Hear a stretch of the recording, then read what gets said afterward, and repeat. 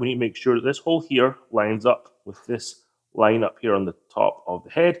There's also one on this side here. It also says load, so it gives a key that you have to have that lined up to load the string trimmer. So we're going to turn this until that line there lines up with the hole here.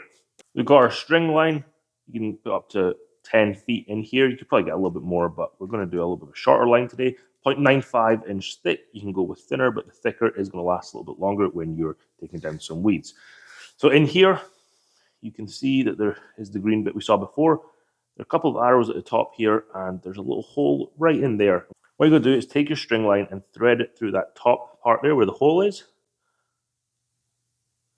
And keep pushing it. You might have to wiggle it a little bit there. We're going to push it through until it comes out the other side. You may have to wiggle it a little bit, but it will start to come through. And now we're going to pull this until we have half on the left side and half on the right side. Now with 50% on either side, we're going to turn this head anti-clockwise in the direction of the arrows. We're going to hold the base steady, and then you can just turn this. You'll hear a click. But don't worry, it's meant to happen. You can see this string line is being pulled in.